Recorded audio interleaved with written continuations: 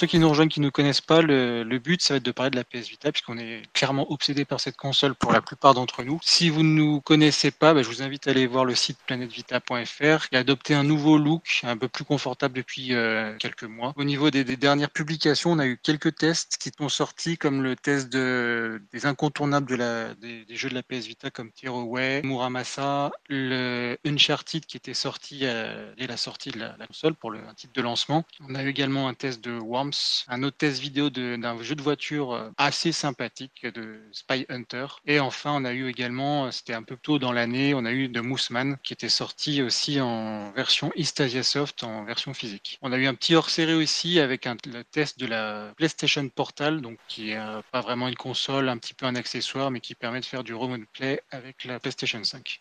Donc voilà, au niveau des dernières infos qu'on a pu aussi parcourir, dernier podcast avant celui-ci, on avait évoqué les DLC de Little Big Planet qui étaient retirés du store. Donc c'était normalement le 31 octobre 2024. Ça concernait normalement toute la franchise, donc tout était enlevé du PlayStation Store. Les DLC de Little Big Planet, pour rappel, ça consistait en gros à acheter ou en tout cas télécharger des tenues. Donc c'était plutôt comme cosmétiques, mais également aussi des niveaux. Ils avaient annoncé qu'ils retiraient tout du PlayStation Store le 31 octobre 2024. Et en fait, après coup, on s'est rendu compte que là, actuellement, si vous allez sur le PlayStation Store de la PS Vita ou de la PS3, les DLC sont toujours présents. Donc, si vous voulez en récupérer quelques-uns, allez-y. Surtout qu'ils sont pour la très très grande majorité cross-buy avec les 3 épisodes, à part quelques-uns. Mais voilà, vous pouvez les retrouver sur le PlayStation Store de la PS Vita et de la PlayStation 3. Voilà, sur le site également, on a parlé également des derniers portages non officiels. Pareil, on en avait fait tout un podcast dernièrement concernant les jeux qui sont en fait qui sortent sur Android et qui sont portés de manière non officielle sur PS Vita. Donc dans la grande majorité des cas, c'est des jeux qui sont sur Android, comme par exemple Assassin's Creed Altair's Chronicles. On a eu également le Soldat inconnu mémoire de la guerre. Un peu à part, mais on a eu aussi la version de Zelda Ocarina of Time, qui n'est pas lancée depuis un émulateur, mais vraiment une version propre à elle-même. Et on a eu également en août dernier, donc l'équipe russe PG Team qui a mis en ligne sa version 1.5 de Grand Theft Auto Revisited Trilogy, donc les 3 GTA qui ont été portés à la base. Et donc là, le but pour cette équipe russe, c'est d'utiliser les portages Android existants sur PS Vita pour se rapprocher d'une expérience ultime sur la console portable de Sony, c'est-à-dire en remettant les musiques qui ont été enlevées, en retravaillant quelques graphiques, etc. Au plus des portages, on a eu également des traductions, donc des traductions de jeux qui n'étaient pas sortis à la base en français. Donc il y a des fans qui s'occupent de faire des traductions. Donc je vous invite aussi à voir sur le site, on a toute une catégorie qui répertorie les traductions non officielles de jeux qui ont été faites en français. C'est vraiment intéressant si vous étiez bloqué par la langue sur des jeux uniquement en anglais ou même certains qui étaient même pas sortis chez nous. Donc ça peut être intéressant, comme par exemple Catherine qui était sortie au Japon sur PS Vita, pas chez nous. Là, des gens qui ont récupéré les versions des autres consoles pour en faire une traduction en français, donc c'est plutôt sympa. Au niveau des guides, on a sorti 2 guides très rapides, donc c'est pour un guide de jeu pour les enfants, parce qu'on s'est dit que la PS Vita, c'est pas que pour les adultes. Les enfants, à partir d'un certain âge, peuvent essayer aussi de jouer à la PS Vita. Donc vous pourrez voir une sélection d'une petite dizaine de titres qui peuvent être intéressants pour les enfants. Et avec ça, vous avez également la présentation du contrôle parental, donc peut permettre de limiter votre enfant, ou en tout cas qu'il n'aille pas faire un peu n'importe quoi, ou qu'il lance pas n'importe quel jeu qu'il a pu choper dans votre collection. Voilà pour les dernières infos sur le site. Enfin, on n'en avait pas parlé, mais il y a eu un gros titre qui était un peu une exclusivité PS Vita qui est sorti en fin d'année 2024, si je dis pas de bêtises, ou début 2025. C'était Freedom Wars, donc qui était sorti sur PS5, PS4 et Nintendo Switch, en tout cas sur les consoles. Il n'y a pas eu de version physique chez nous, donc on s'est tous dirigés vers l'Asie pour choper une version physique en allant chez par exemple PlayAsia et pour récupérer la version physique de Freedom Wars, donc qui inclut le français directement sur le disque. On pourra peut-être en parler tout à l'heure. On a des gens qui sont avec nous aujourd'hui. On a Monsieur Sushi qui était avec nous. Salut. Et on a également SBK. Ouais. Alors, on a parlé tout à l'heure de Freedom Wars. Toi, tu l'avais acheté il n'y a pas si longtemps que ça aussi, si je me souviens bien. Moi, je l'ai acheté dès la sortie en version Euh, PS5. Qu'est-ce que tu en as pensé? Est-ce que déjà tu avais fait la version PS Vita à l'époque? non, non, du tout. Bah déjà, j'ai eu ma Vita tard. Enfin, tard. Ça dépend, ça dépend comment on resitue ça. tard par rapport à la sortie originale, mais après tôt par rapport à la nouvelle vague, on va dire, parce que je l'avais acheté en 2018. Vraiment, c'est ça, 2018, été 2018. Et j'avais pas fait la version originale. Et du coup, quand le remaster est sorti, je me suis dit pourquoi pas. Et puis surtout, il y a pas mal de jeux comme ça où j'ai un peu du mal avec le format portable des fois. C'est-à-dire qu'il y a des jeux, je préfère me poser sur grand écran dans un salon plutôt que d'y jouer en portable. Et là, du coup, c'était un peu de ces jeux-là dans ce type-là. Et du coup, j'ai bien aimé le faire. Ouais. Je l'ai pas fini parce qu'en fait, il y a des fois où quand il y a des grosses sorties qui m'intéressent vraiment, bah en fait, je change en cours de route. Et je pense que j'ai fait au moins les 2 tiers du jeu. Faudrait que je le reprenne, mais très très sympa à jouer.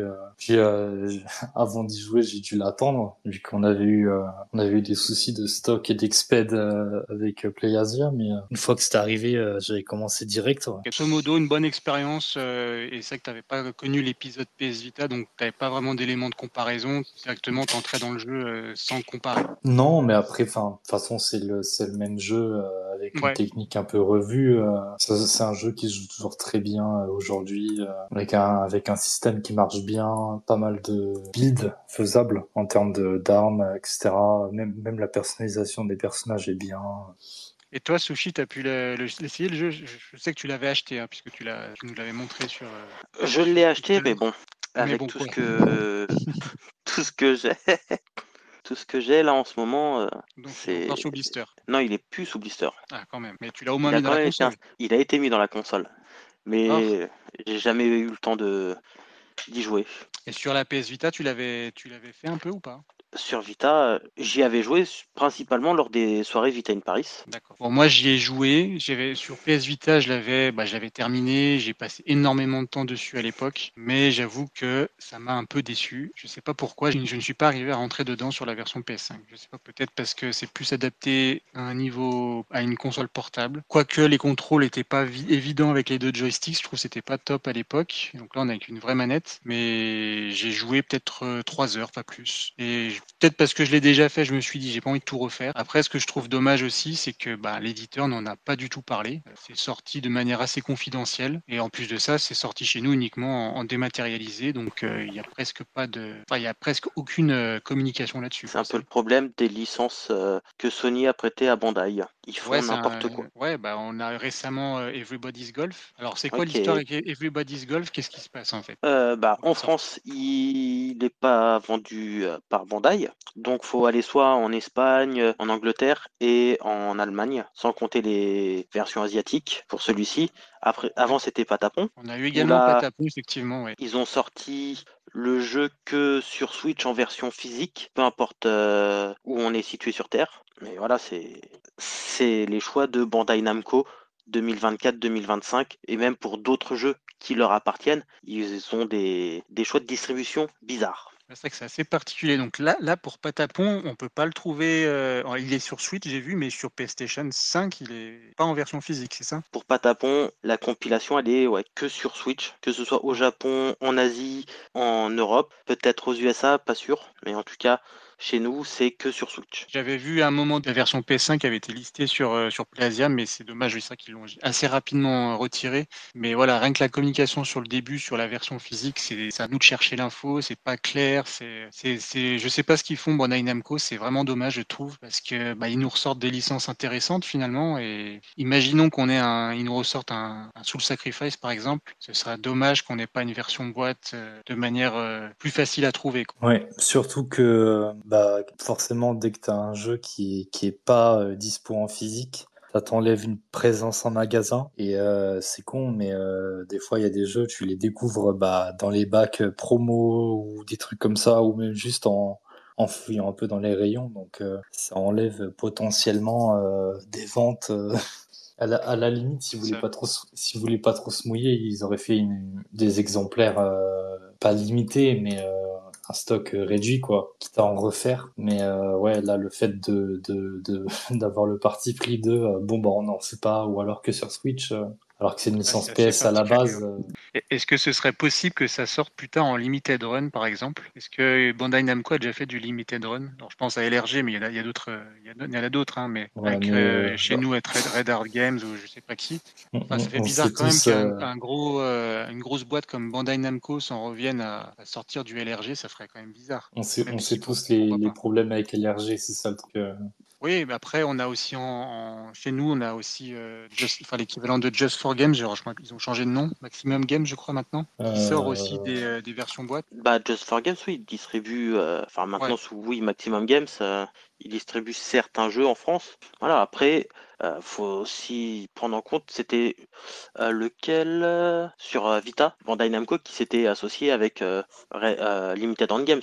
Ils ont sorti certains jeux en version physique c'était qui lesquels, tu pourraient. te souviens? Et donc j'ai retrouvé le nom du jeu, c'est Ray Gigant. Il était sorti en LRG, mais il n'était pas sorti chez nous en boîte, celui-là. Non, que en version numérique et bah, au Japon. Au Japon aussi, ouais.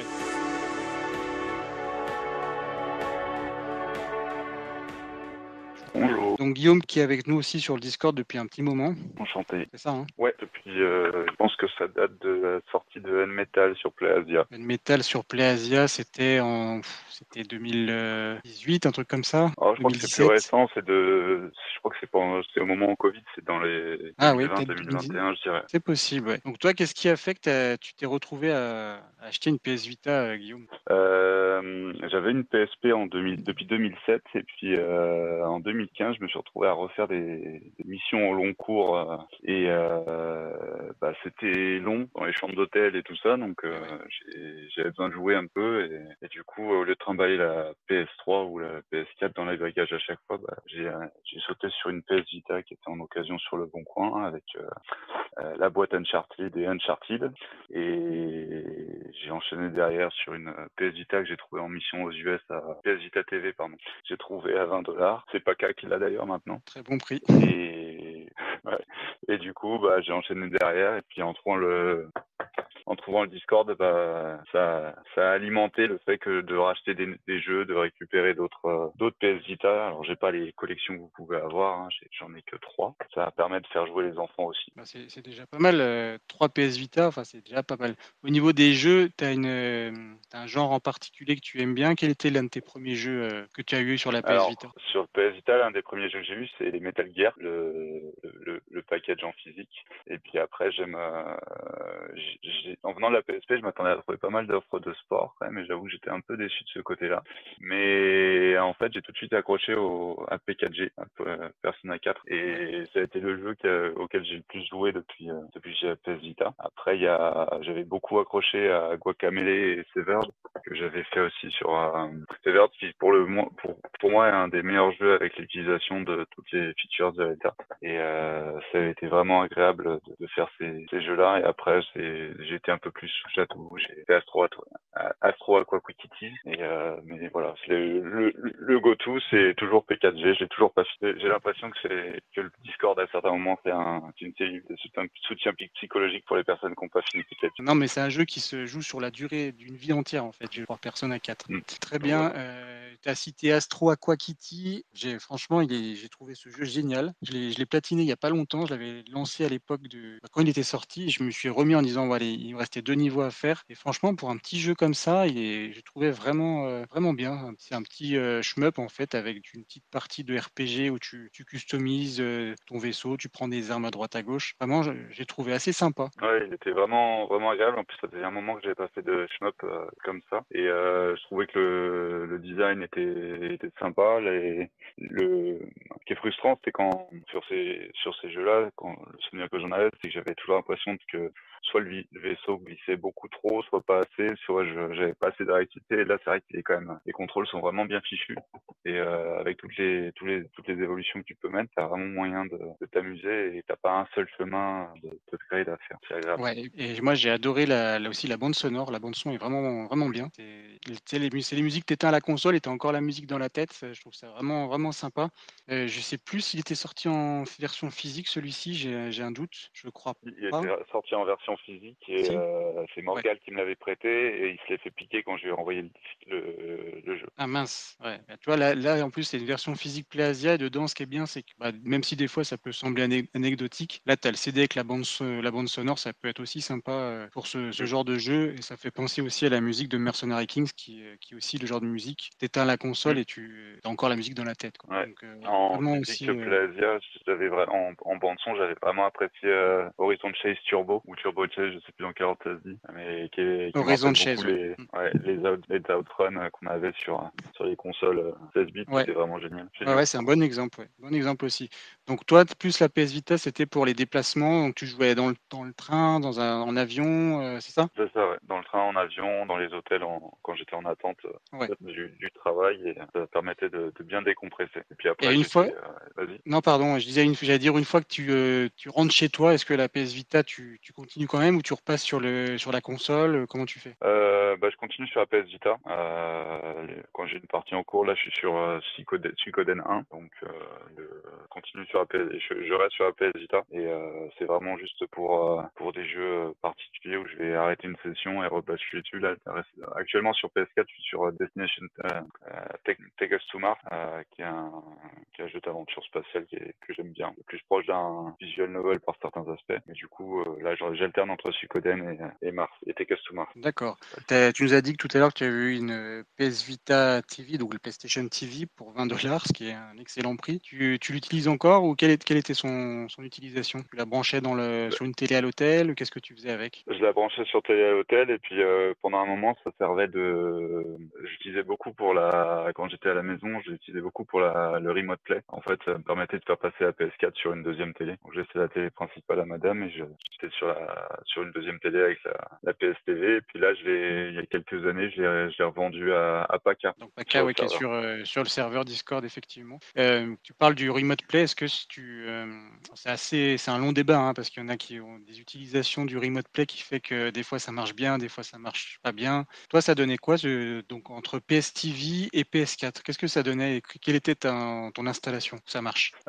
Alors quand j'avais PS TV, j'étais en CPL, donc c'était vraiment pas mal et je pouvais pas trop utiliser en Wi-Fi parce que j'avais des murs assez épais, donc ça passait pas terrible. Après, quand t'es sur des jeux où c'est assez calme, type Banner Saga ou comment ça s'appelle, ou Take Us to Mars, c'est calme, c'est pas sur des réactions rapides, donc peut avoir le temps d'attente. Après, je pense que si c'est faire du remote play avec la PS Vita sur du Call of Duty, c'est pas la peine d'essayer. Ouais, c'est clair. Bon exemple. C'est vrai que sur des jeux calmes ou même des jeux de simulation, je pense, des jeux de simulation où tu crées ta ville, ce genre de jeu, c'est que c'est plutôt bien adapté, je trouve. Ouais, je suis tout à fait d'accord. Et franchement, c'était une idée, quand on voit la Switch et les services qui sont mis en proposition actuellement, c'était vraiment génial à l'époque.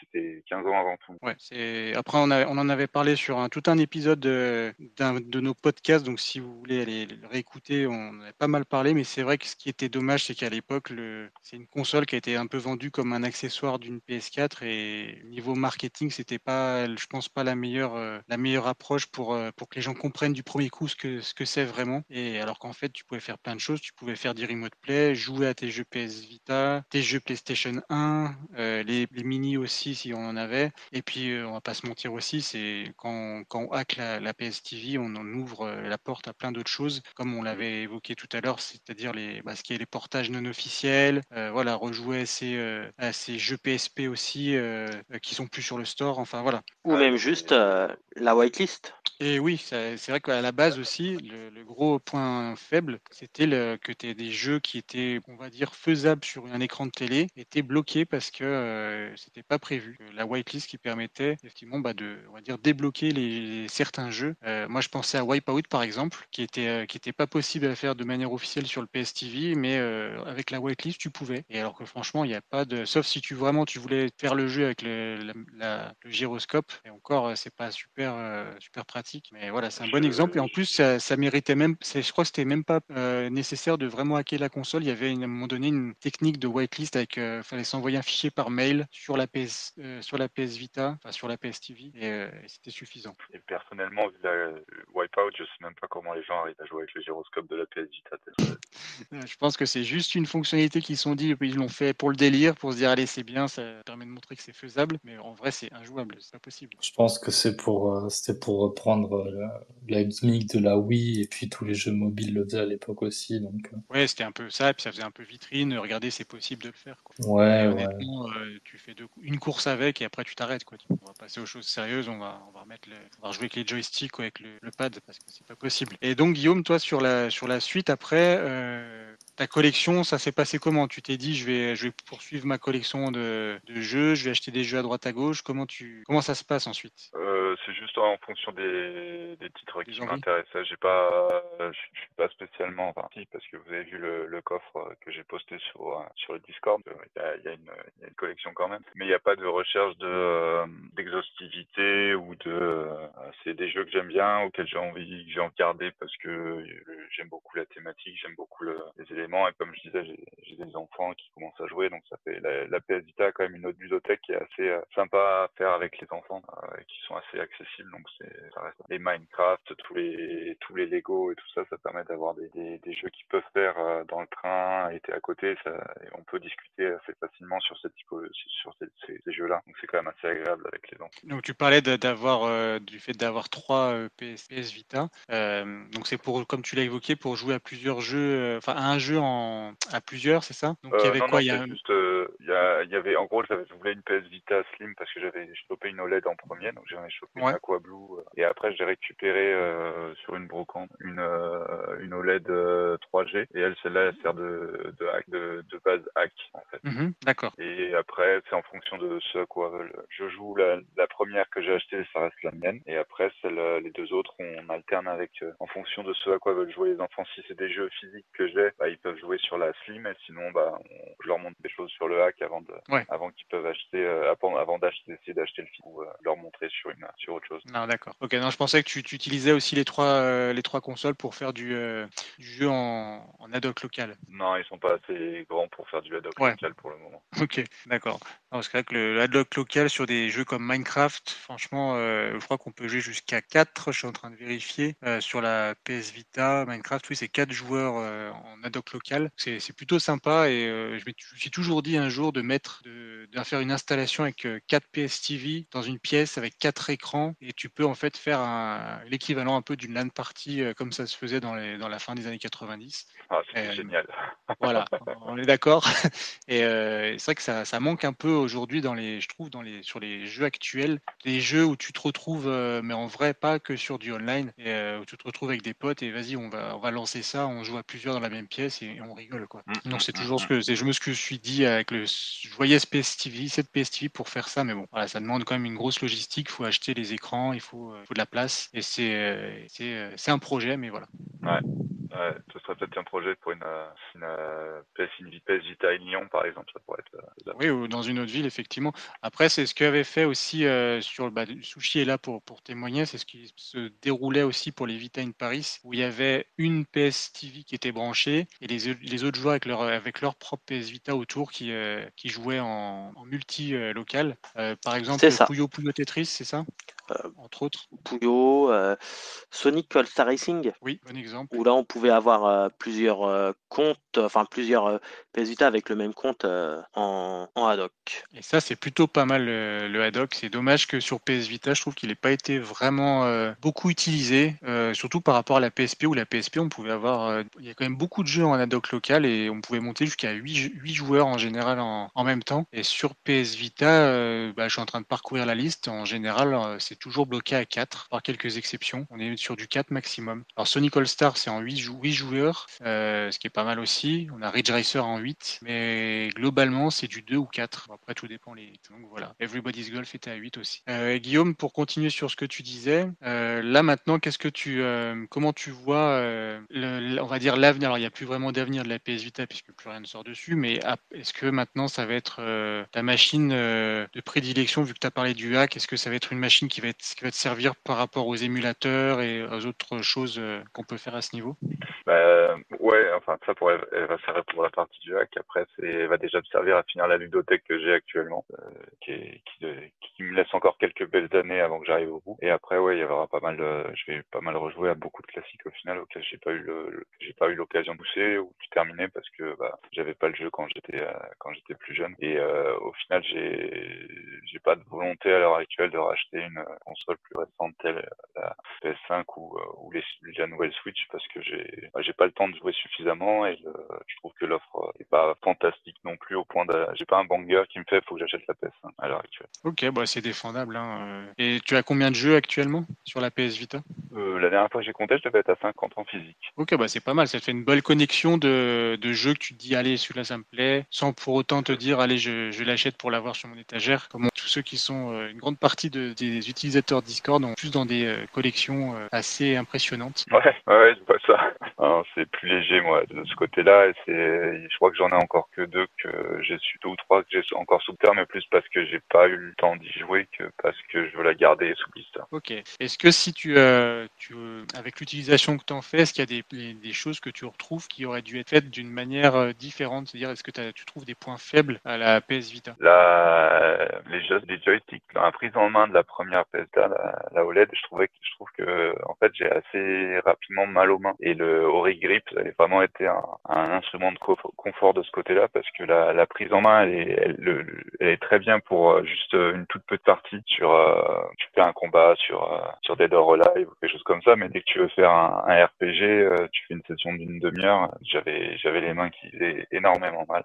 Et après, venant de la PSP, ce qui est très surprenant, c'est on a l'impression qu'il y a plein de features, mais au final, il y avait la moitié qui n'était pas utilisée, et pourtant j'ai acheté en 2015. C'est ça qui était un peu dommage. On avait l'impression en 2015 qu'elle était déjà morte. Ouais, je vois ce que tu veux dire, surtout qu'en 2015, il y avait pas mal de fonctionnalités qui avaient déjà été retirées. Je pense à Nier, par exemple, qui était l'équivalent du Street Pass de la 3DS. Ça, en 2015, c'était déjà retiré. Ils l'ont retiré assez rapidement quand même. Je crois que c'était 2014. Mais je rejoins sur ce que tu dis. Moi aussi, venant du monde de la PSP, j'ai été déçu, par exemple, c'est tout con, hein, mais le lecteur audio de la PS Vita. Je trouvais que sur la PSP, il était vraiment beaucoup mieux, il était beaucoup plus complet. On avait des visualiseurs qui étaient intéressants. Enfin, alors que sur la PS Vita, on a l'impression que c'était vraiment un truc de base. Bon, même si après, on écoute de moins en moins nos musiques sur une console portable. Mais sur PSP, moi, je l'avais beaucoup fait. Et c'est vrai que ça m'avait un peu déçu à ce niveau-là. Je suis tout à fait d'accord avec toutes les problématiques qu'on pouvait avoir aussi sur la gestion des transferts de vidéos. Si tu voulais, par exemple, tu avais un film ou des musiques que tu voulais transférer sur la PS Vita depuis le PC ou même avec la PS4, oui, pouvais le faire. Tu passais des heures à essayer de trouver le bon format. Il fallait avoir le convertisseur qui permettait d'avoir la vidéo au bon format. Et même quand tu y arrivais, des fois, tu te trouvais avec des problèmes d'audio sur les Exactement. vidéos. C'était très très compliqué. Alors que la PSP, tu mettais le format à vie ou même du DivX légal, bien sûr. Et après, tu avais tout, ça marchait tout de suite. Alors que la PS Vita, c'était infernal. Enfin, c'est toujours infernal. Et je pense que ça a un lien avec le hack qu'il y a eu sur la PSP avec les cartes mémoire qui est verrouillé au maximum. Ce qui fait que ça a beaucoup tué l'utilisation de la Vita. Ça l'a rendu très complexe l'utilisation dès le départ. Ouais, je pense qu'ils sont, je sais pas, je sais pas pourquoi ils ont pas remis le meilleur de la PSP directement dans la PS Vita, mais vraiment sur la PSP, tu avais la possibilité d'écouter les radios aussi en ligne, et ça c'était vraiment trop bien quoi. Surtout à l'époque où pour le faire, il fallait vraiment avoir un téléphone qui était beaucoup plus cher, enfin c'était pas aussi répandu que maintenant. Ça, je comprends pas pourquoi ils l'ont pas remis. Surtout que maintenant tu peux écouter les podcasts assez facilement finalement. Pourquoi ils l'ont pas remis sur la PS Vita, je crois. Il y a plein de petites applications comme ça qui sortaient sur la PSP, comme il y avait des lecteurs ils avaient sorti une espèce de lecteur de PDF. Alors c'était pour lire des mangas, je crois. Pareil, il y avait pas sur la PS Vita. Ils ont pas poussé aussi loin l'univers multimédia sur la PS Vita. Ouais. Et le problème, c'est qu'ils étaient aussi en compétition avec les téléphones sur ce côté-là. Il fallait pas que la PS2 apparaisse en compétition avec les téléphones Sony et l'environnement logiciel. Donc c'est ça qui est un peu, quand tu additionnes tout ça, ça fait vraiment bizarre la manière dont ils ont traité la console. Ouais, Ouais, c'est vrai. D'accord. Et sur les points, on a parlé un peu des points faibles, mais quels sont les points forts que tu retiens avec toutes ces utilisations que tu en fais depuis toutes ces années maintenant? La qualité de l'écran OLED, quand je l'ai eu la première fois, j'ai passé des heures juste à jouer sur les contrastes pour juste me rendre compte à quel point c'était propre. Et après, je pense que quand bien même il y a pas beaucoup de jeux, il y a quand même énormément de très bons jeux sur lesquels tu peux passer beaucoup de temps et pas te lasser de la console en fait. Et elle avait quand même à sa sortie une batterie qui était quand même assez conséquente et ça permettait d'avoir des bonnes sessions de jeu. Je me rappelle de vol vers la Chine, vers les US où je passais une bonne partie du vol à jouer. Ça tenait bien, c'était agréable. Ouais, je suis d'accord avec toi et je trouve que je me souviens à sa sortie, c'était un peu les premiers tests étaient un peu sévères, je trouve, sur l'utilisation de la batterie, comme quoi la batterie tu tenais pas longtemps et que c'était un peu le point faible de la machine. Alors c'est vrai que par rapport à ce qu'on avait sur l'écran, ce qui s'affichait en plus sur un écran OLED, quand même se remettre dans le contexte de l'époque, c'était quand même ça faisait super, enfin ça sautait aux yeux quoi. On a t'allume l'écran de ta PS Vita, ça brille de tous les côtés quoi. Donc je trouve que ils ont été assez sévères l'autonomie de la batterie et qui pourtant je trouve tient plutôt pas mal. Alors après ça a été amélioré sur la Slim, ce qui est aussi bien le bienvenu, mais on a du coup l'écran qui n'est plus un écran OLED. Donc, juste là j'en viendrai à ce que tu en penses puisque tu as les deux types de consoles et à choisir entre le modèle Slim et le modèle Fat, tu garderais lequel?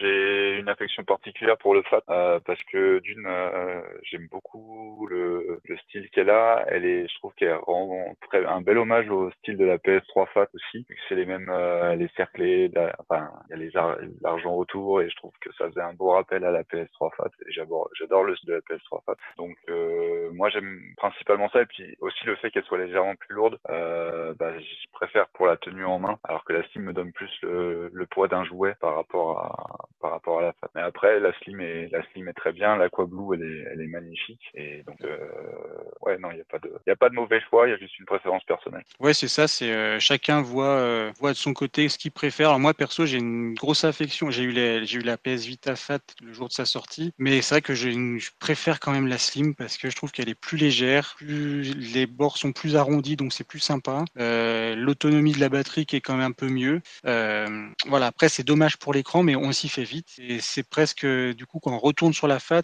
c'est presque dit, ah ouais, c'était comme ça. Donc, mais je préfère quand même ma PS Vita Aqua Blue qui est fait franchement, elle est belle quoi. Vraiment, ça a de la gueule quoi. Puis la sort, c'est une jolie console et puis aussi la Steam qui est quand même beaucoup plus légère. Je sais qu'on a SBK qui est plus fan de la Fat, si je me souviens bien. Il est encore là. Ouais.